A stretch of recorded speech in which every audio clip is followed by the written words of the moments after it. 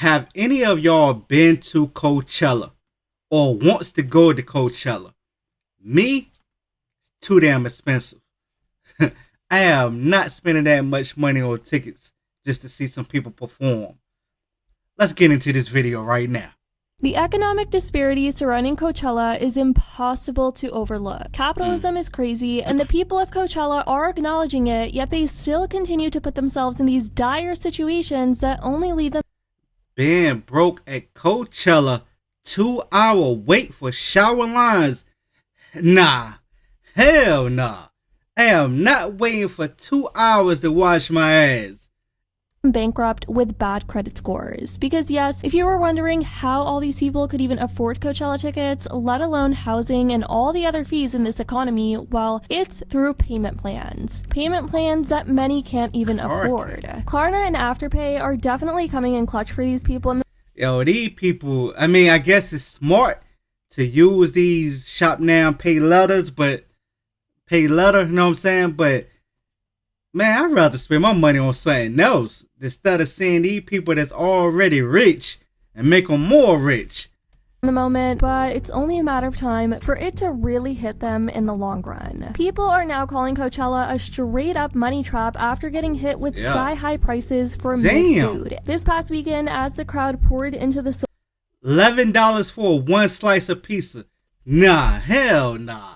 SoCal desert, critics weren't shy about dragging the festival for overpriced, barely edible concessions. One influencer said she dropped over $100 on just tacos and a lemonade on one night.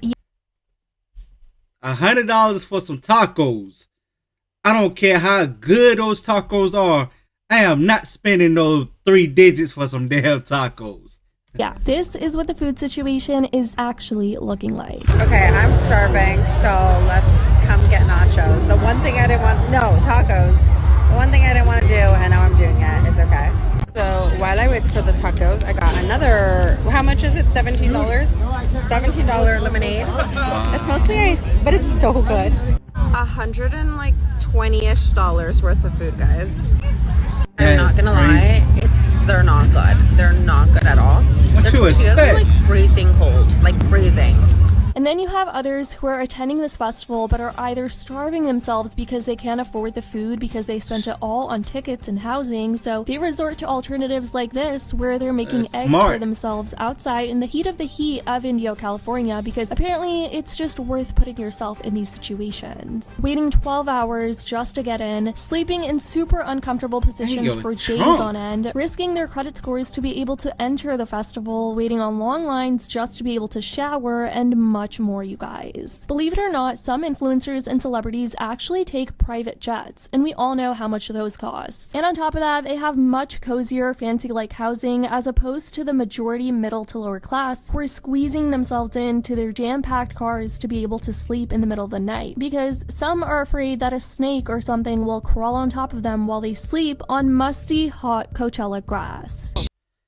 Y'all sleeping in the grass for all these people just to watch these people perform.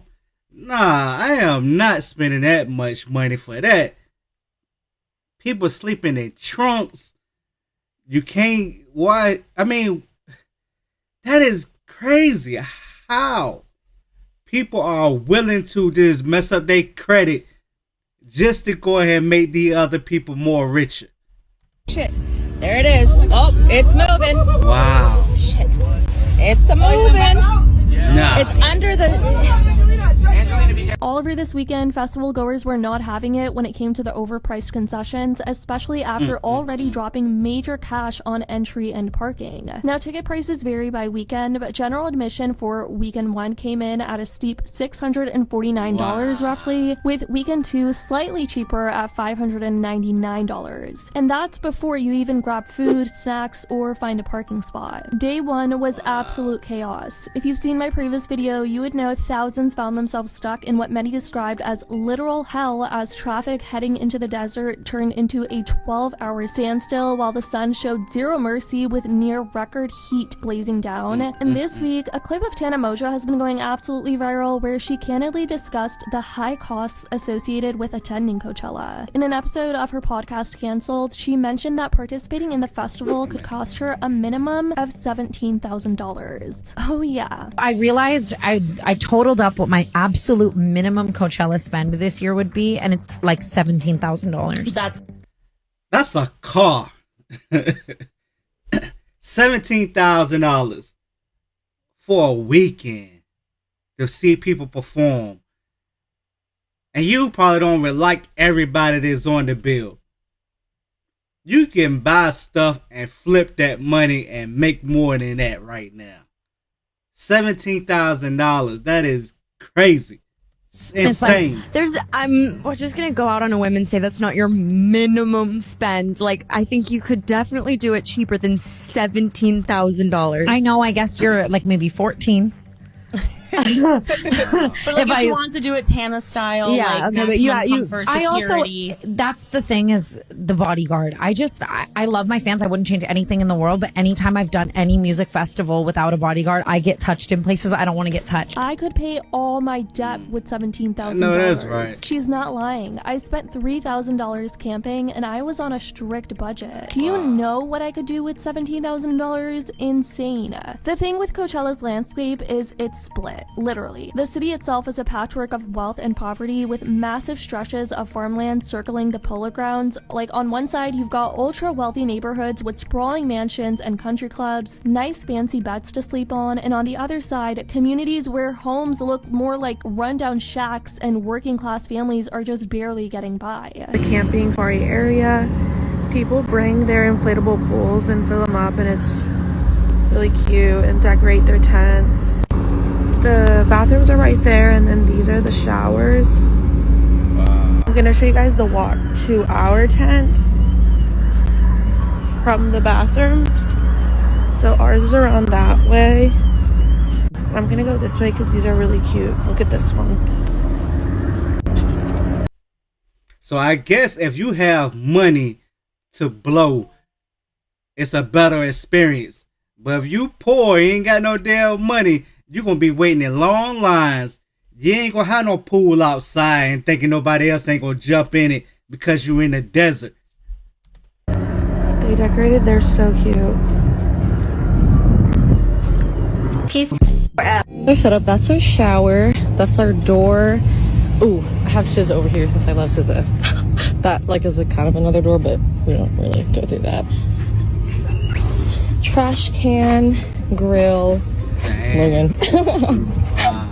Table, snacks, water for our showers, ice chest. The truth of the matter is, it's just not fun to watch people be rich anymore. We're over it. The influencer space is just oversaturated at this point. Daily Mail published an article yesterday headlined "Shocking Way Youngsters Paid for Coachella Tickets as US Heads for Financial Reckoning," and I was genuinely intrigued by this. Let's take a look into it, shall we? Desperate Coachella fans have had to resort to payment plans to fund their increasingly exorbitant tickets. More than 60% of this weekend's revelers had used an installment plan, Billboard reports. By paying a $41 fee, festival goers were able to break up. And since the cost of travel, accommodation, and food and drink often add thousands onto the ticket price, an installment plan has become the only affordable option for the tens of thousands of young people who flock to the California desert each year. For a $49.99 initial payment, festival goers can secure their entry to the Palm Springs Extravaganza, where this year the likes of Lady Gaga, Benson, and Green Day all performed. Festivals are now marketing a cheap down payment as their main call to action. A source from the festival's organizers told Billboard, "The messaging is $20 down gets you in the door or $50 down gets you started. It's no longer about the artist or the festival lifestyle. The message is you can afford this if you act today." So this has been the wealth gap being exposed all over TikTok and articles now, and I definitely want to know what you guys think about all of this, because this is just another level of insanity. I can't believe people are going to the extremes that that they are to put them in situations like this that are not going to really serve them in the long term. I mean, you could have invested those thousands of dollars into something that would have made you even more money in the future, something that would benefit you. But it seems like people are just living in the moment. You see how that look? Man, people just got their priorities messed up. And they don't really care about their future like that. Now, that's not to say all people. I'm sure there's people out there that were able to afford Coachella tickets and they had a blast, a great time. But from what it looks like all over social media, the majority was not doing so great.